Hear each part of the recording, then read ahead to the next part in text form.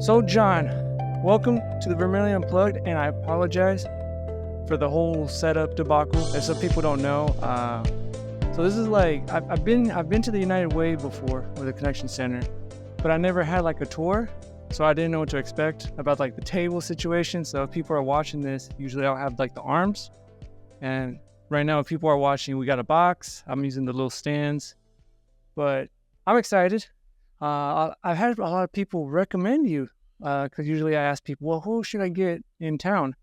And they say, get John. I'm like, John? And they're like, yeah, he runs the, you could correct me if I'm wrong, the Welcome Table, I believe. Yep, I do. So let me ask you this, John. What do you do?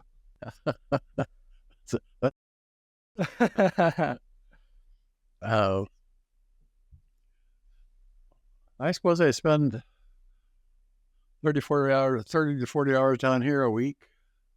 I retired from USD in 2004, and I needed somewhere to go. I needed to get out of the house. So we'd already started the Welcome Table. We started the Welcome Table in 2001. And it's only been here since we moved in here, I think like the September before COVID, whatever year that would be, 2019. Mm-hmm. So the previous, 15 years, we were mostly at the United Methodist Church. And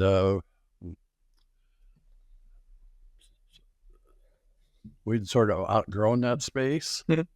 And we were working a lot more closely with the food pantry, and it just seemed to make sense to co-locate and try to cooperate as much as we could.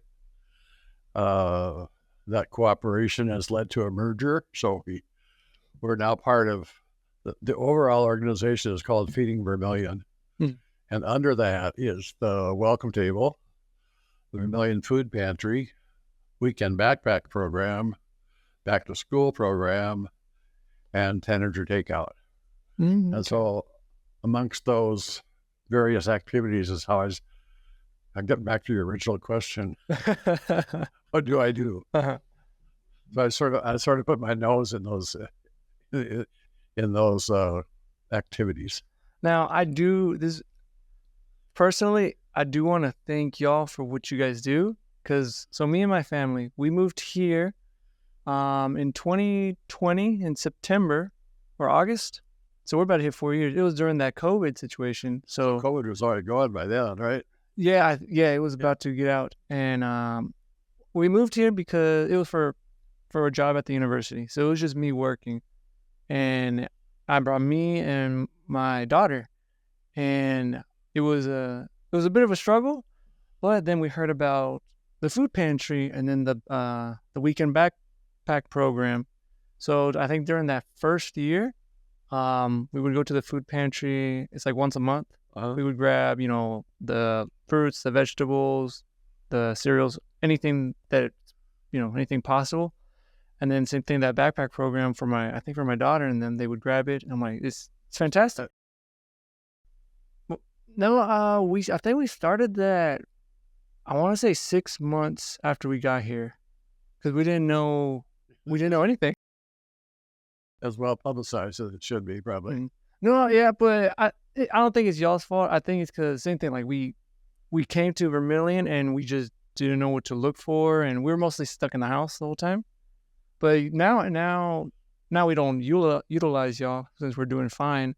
But like, if there's people that come here and then they are kind of like, wanting a little bit more or struggling a little bit. I've known a few families.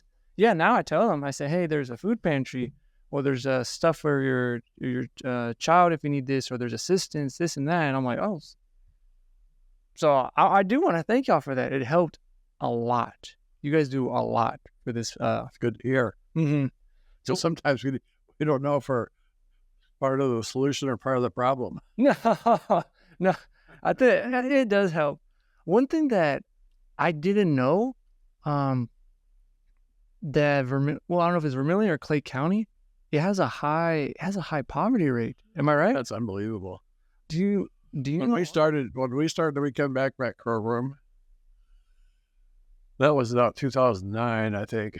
When we started that, we looked at the child food insecurity rate, and it was Clay County had about the sixth highest. The only other counties that were higher than ours were Indian reservations were counties. It was unbelievable. Mm-hmm. And most people, I mean, even when we started Welcome Table, people said, "What are you doing it for? There's no one's going to come to the Welcome Table to eat." And I think when we started, we didn't know what was going to happen. And so it's all been a learning experience. Mm-hmm. I had no idea, but when we started any of these programs, how severe the food shortage was. Mm-hmm. What is that? Because I'm familiar with the food pantry and the backpack program, but the Welcome Table I'm not too familiar with. Well, Welcome Table that's how we started. We I think a group of us got together in late 2000, and then we talked about what we wanted to do, and finally we had someone that got tired of all the meetings and said, "Let's just serve some ham." We sort of used that as our calling out, I guess.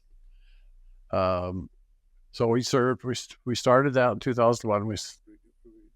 We served once a month for that first calendar year. I think we started in May.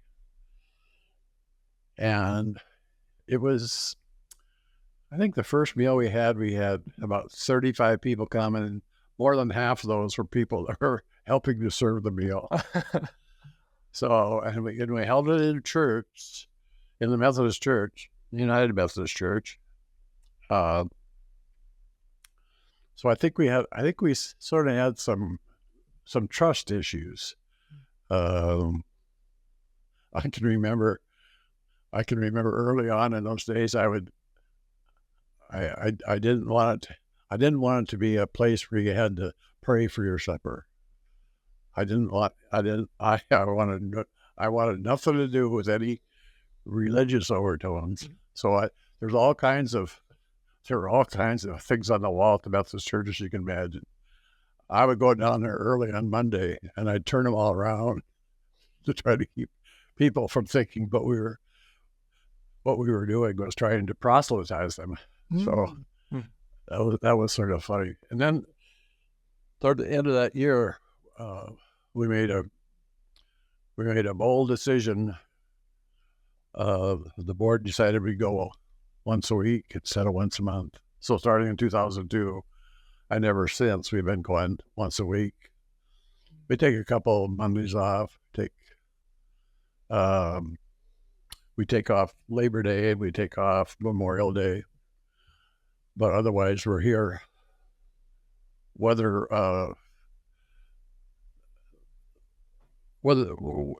cooperating. We had some really rough winter this year, and I think we might have been off 4 Mondays out of 5.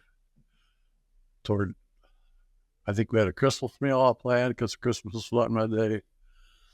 We had to cancel that, and then I think we canceled 3 out of the next 4 as well because of snow and stuff. So that's pretty unusual.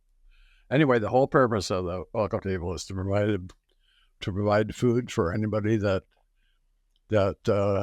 wants a meal, that wants companionship, whatever reason. Mm-hmm. And we've never thought of ourselves as a soup kitchen, because we don't. I think we're broader than that. We've established a community of people. We've still got people coming to Welcome Table that were coming when we started, which is an amazing thing. And we have a lot of repeat customers every Monday night. and we always seem to have something new, someone new as well. So Okay. COVID really interrupted our operation as it did many operations. We I think school was closed, university closed, so we shut down for about 4 weeks, and I couldn't stand being at home anymore. So I got some people to come down here and help serve. And for quite a while, the only thing we did was we prepared food, and people took it away. It was takeout containers only. And we got up to where we were sometimes doing 150 takeout meals, but there was no connection really. I mean, we were trying to distance ourselves, so we didn't really know who. You could tell some people who were coming, but we didn't have that. We just didn't have that community part. So I don't know how long we did that, 6 to 8 months, and then we decided to go back to serving. And we used to pack people in. I think we thought we could serve like 80 people in our dining room. And I remember we started, because of COVID, we still wanted to be careful. We decided we'd put more space between tables and stuff to make people feel a little more comfortable. And we've been doing that ever since. Everything's been back to normal though, right? Back to normal. I mean, we're still serving we only have 40 to 45 seats to start with, but I think that's been an improvement. It's just not so crowded. You don't bump into people, and we have no time limit on how people can stay, because some people really like to visit. There's others that like just to come in and eat and go. So I suppose our average attendance in the last 6 months has probably been around, we plan on serving 100 meals, but our average attendance has probably been closer to 75 to 80 every Monday night. And our initial way we started was we wanted organizations, businesses to sponsor a meal. And so that's how we set it up to start with. That was hard to get going, but we had some fraternities, we had sororities, and by the time they sort of got into it, it took a long time to get that organized. But after a while, I didn't have to do anything. I'd get a call, someone say, "Can we come in this Monday?" and stuff. So it was really easy to do that.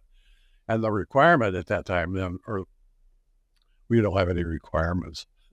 We have our suggestions were bring the food and then bring the people to serve the food. And so that was the way we started operating.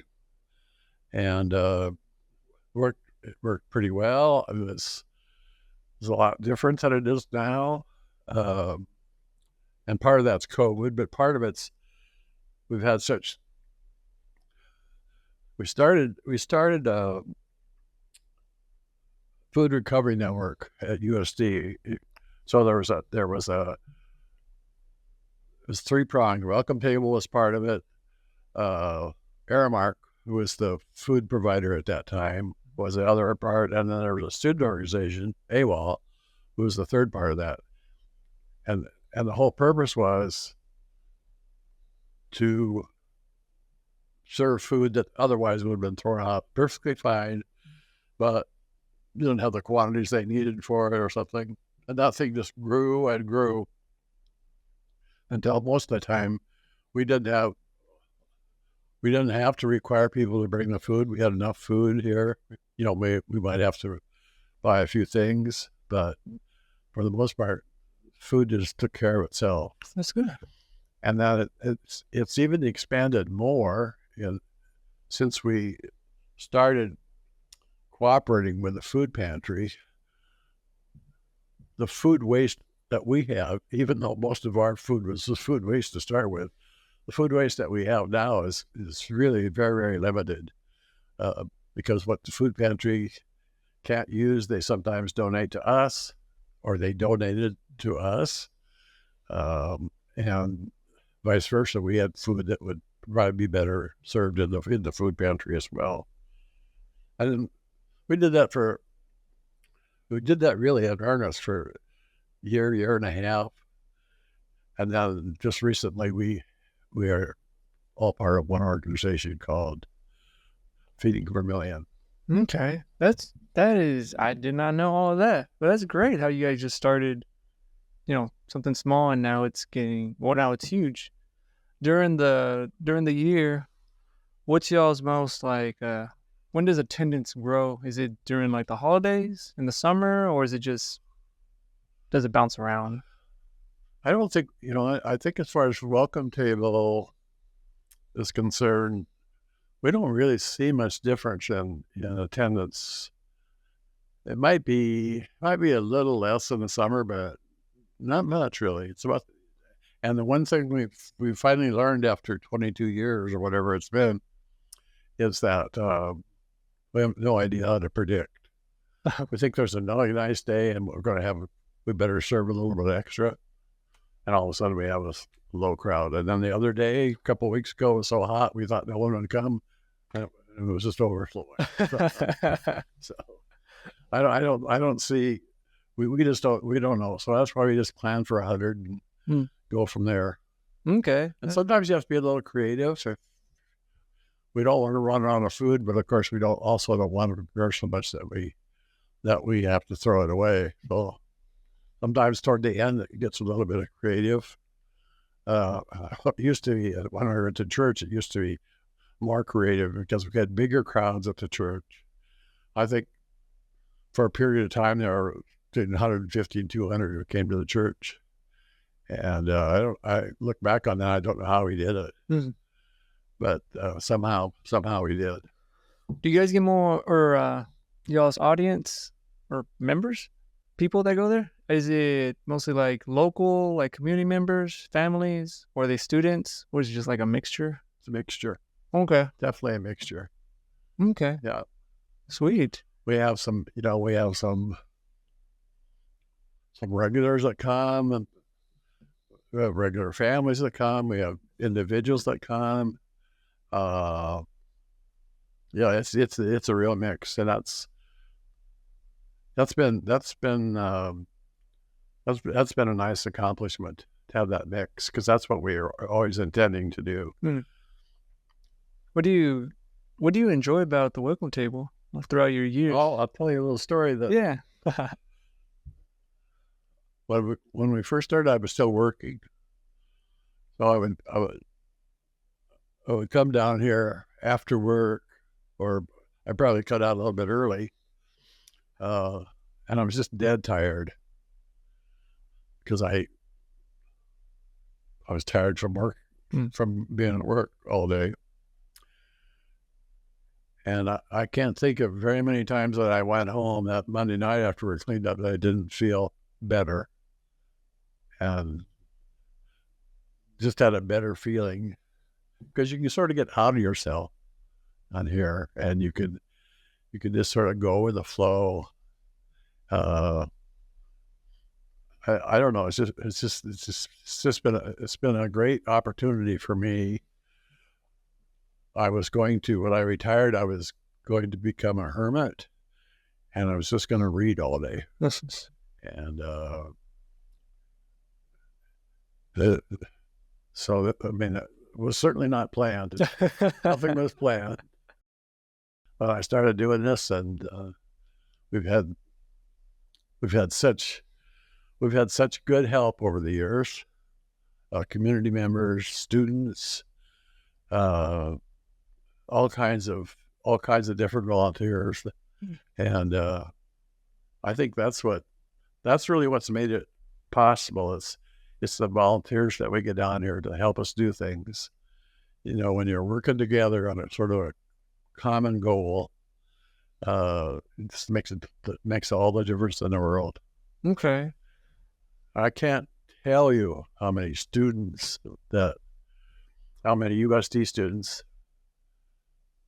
who have been a big part of Welcome Table over the years. We had a fraternity that served 22 semesters in a row. Most all the sororities served at least once a semester. And then we'd have those folks who would come down and want to know if they could come back. And this wasn't everybody, because you couldn't accommodate everybody. But I think it's been different, of course, but I think every year we've had a couple students who just can't get enough, and they just come. Even during the COVID thing, we had some real loyal students who would come down and help with that. It's not uncommon to have someone who has been here 3 or 4 years during their college career. So that makes it pretty fulfilling too. And I think the other thing, I had a lot of friends at USD when I taught there, but USD, you're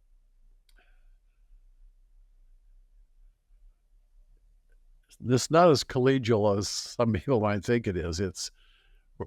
You spend a lot of time with friends in the department, with students and other faculty members, but you don't see diversity in any way. People are interested in learning computer science. So, but down here, the thing that's just blown me away is how many more acquaintances I have since I've been down here, and I still communicate with a bunch of students who have served there, and it's just like a big family. It really is. That's cool. Do you guys got big plans for the Welcome Table in the future, or anything that you guys wish you guys want or need? I think, it's been a big change to go to the way we do it before, way we do it now compared to what we did before. So I think we're experimenting. In fact, we can't even, when we had a group of students that would come, we'd ask them to bring 15, 20 students. There was one sorority one time, I think, brought 50, which is a little bit much. But now we have sort of a regular group of people who come that probably have 3 people that prepare food in the afternoon, starting at 1:00. And then we probably have 10 or 12 people help serve. And most of those people are here at least 3 Mondays a week. So when we call out to get someone else to serve, we can't accommodate 15 students or 15 people to help us serve.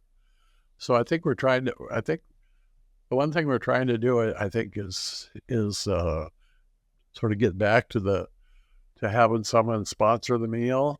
And you can't believe how simple that would be, how little help it would be. I mean, very flexible in what we mean by that. We tried it a couple of weeks ago, and there was a family who sponsored the meal, and they brought people that had never been there before. And as soon as that was over, I got 2 emails the next day. Can we come every week? That kind of stuff. So they'd never been here before. So it's been really interesting doing that. So I think we're working on getting like a family to sponsor a meal, or it could be a group as well. Walmart sponsored a meal a couple of weeks ago, and that worked fine. You just don't need as many people, but they provided all the food and did all that. So we're really very flexible on how things get done. Okay. So I think we just want to grow that I think we just want to grow that awareness of what we're doing. We don't advertise. No, but I think, man, I need to go to this welcome table. It sounds great, and especially the volunteering part. So have you been to Welcome Table? I haven't. I know my wife, because my wife, so I don't know if you know her, but her name's Myra. She was volunteering here for what was it? During income tax season? Oh. Yeah, she's an accountant. She's smarter than me, but she's an accountant. But she's the one that was telling me, so she knows more about what goes on. So she's the one that mentioned about down here at the same time that we are. Yeah, so she mentioned about that welcome table, and then I saw the website, but I didn't know if it was for me. I didn't know if everyone's. I guess it's called welcome table, but I didn't know, like, can anyone go, or do you have to pay, or is it only for a certain type of people? We want everybody to come in. There's no paying. That's great. Moving on. Depending on how much time we got, so I don't know too much about you, but so you worked at USD, and Right. you kept saying computer science. Is that what you taught? Yeah, I taught USD, I guess, from 1971 until 2004. So, Okay. and eventually I grew. Early years, I was over there. The computer science was just getting off the ground, at least at USD, and it was hard to find people to teach. Mhm. And I was working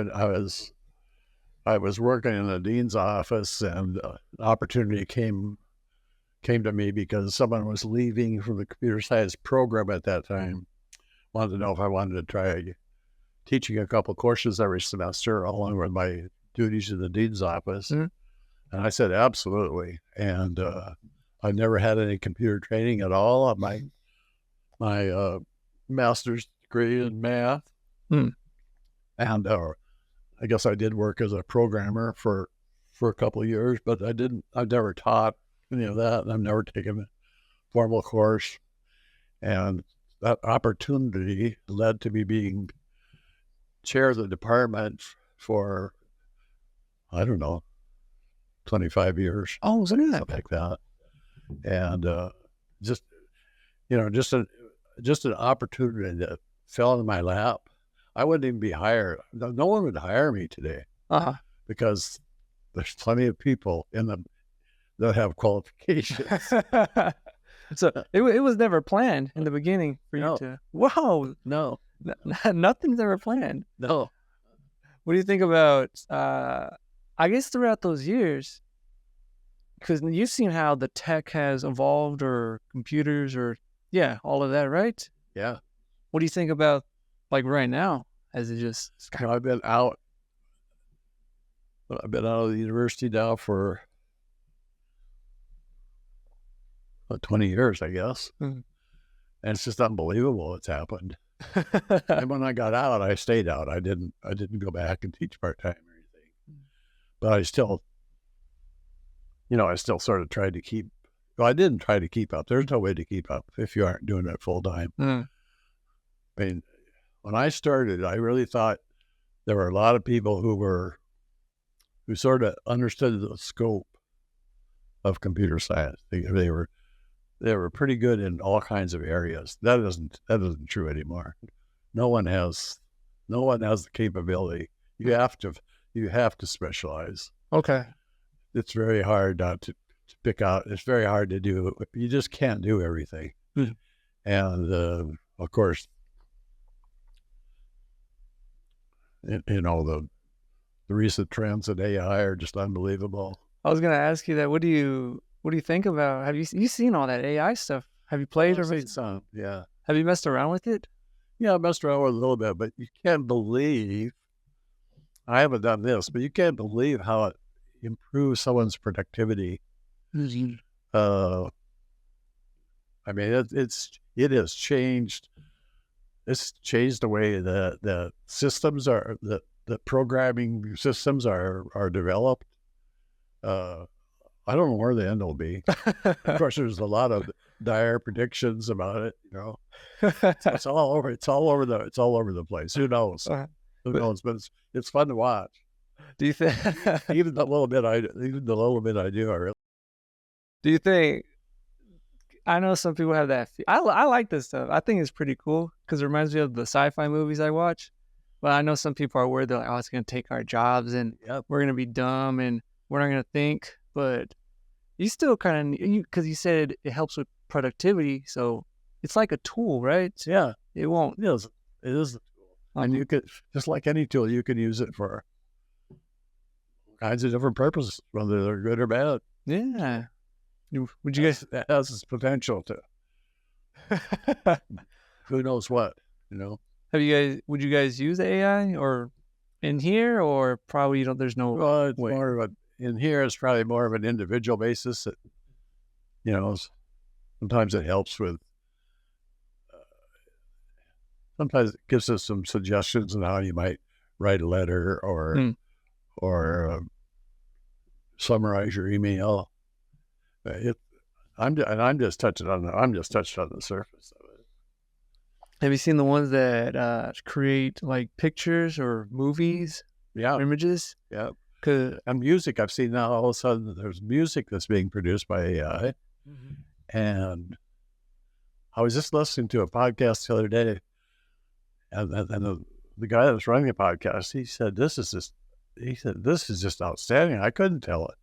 I had a couple of family members, however, when he played stuff, and they could tell right away it was AI.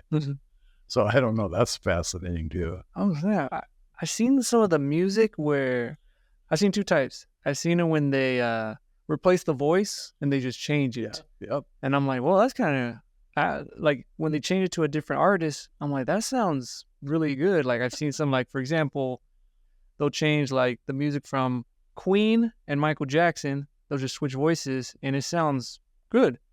And then I've seen some where the AI creates the music like brand new. Yeah. And I'm like, whoa, that thing is kind of cool. And then I seen like pictures because I play with it too. And then it creates pictures or like deep fakes. And I'm like, whoa. And now it's doing, because I remember following it a year and a half ago. And when it started, they would show like Will Smith eating spaghetti and it was really bad. And now it just, it looks amazing. Yeah. That stuff is. Yeah. And of course, what was the actors, the writers went on strike. And then the actors joined them because they're worried about how the AI was going to affect their living and their intellectual property. That was real interesting.